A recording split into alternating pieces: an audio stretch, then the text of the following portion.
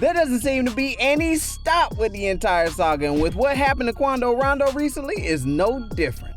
Y'all may have heard, but it seems like we have a bit of a part 2 going on.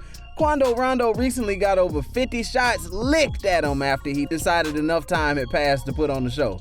This is the first show after the death of King Von, so it makes sense that some stuff would have popped off. For those of you who aren't hip to what's going on with this whole thing, feel free to go ahead and check out the other videos we made on the subject. Who really is Lil Tim, King Von Killer? Quando Rondo is the leader of a set based in Atlanta, Georgia. This set ran into some trouble when King Von and his crew hit up a hookah lounge on their home turf. After a little bit of time chilling in his car, Von was approached by someone from the crew when he started throwing hands. Someone from the other clique apparently said that they don't use fists down there, and a whole brawl broke out.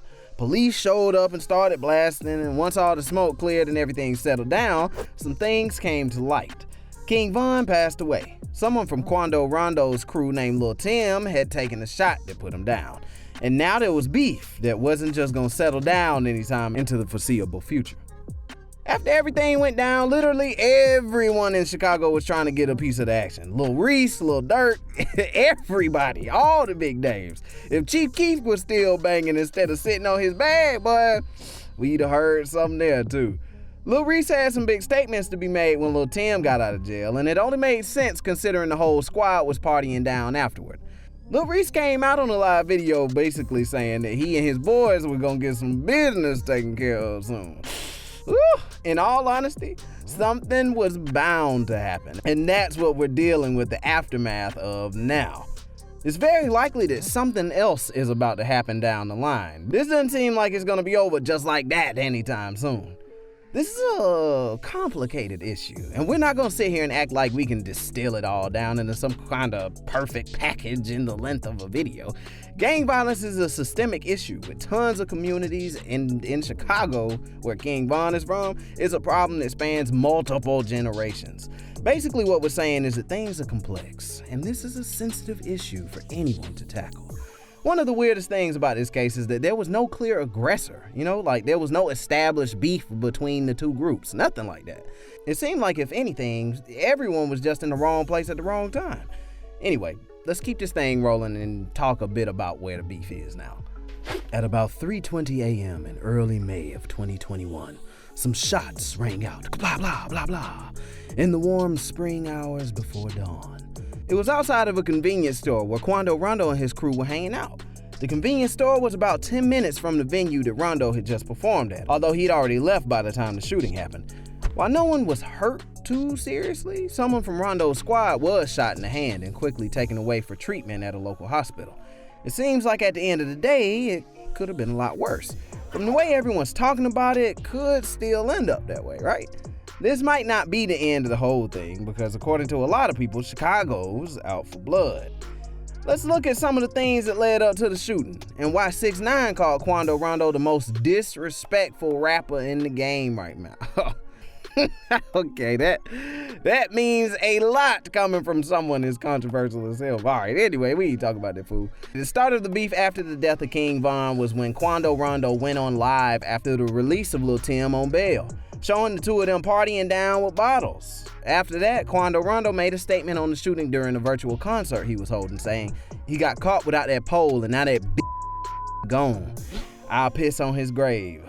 Oh my God, that alone is pretty brave, and people have definitely gotten dealt with by rival gangs for a lot less.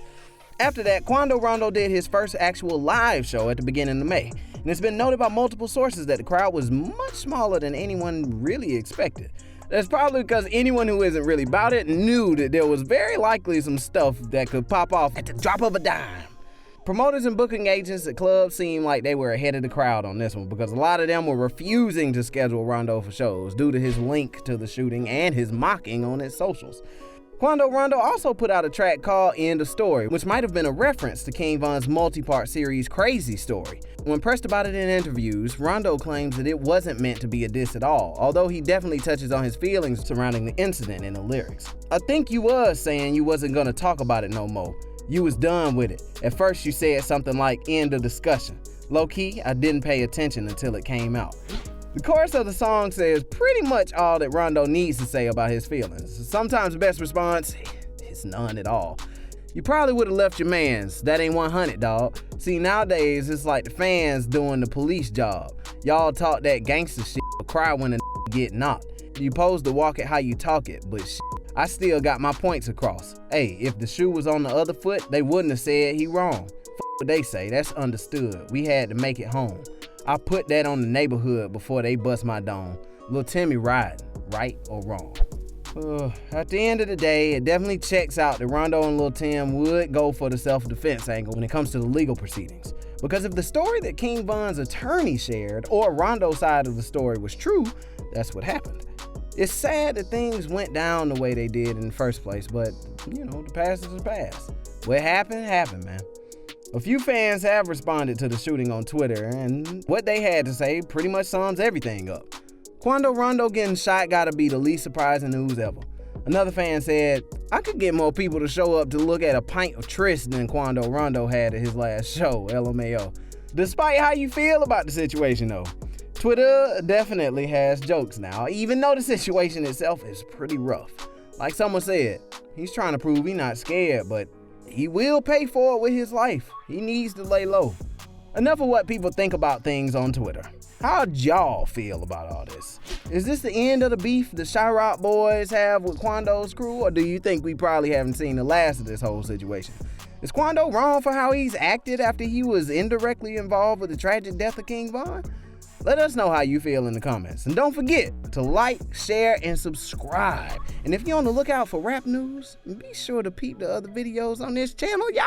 Come on, share the love, and have a great rest of your day. And don't forget, keep it RIZZLE.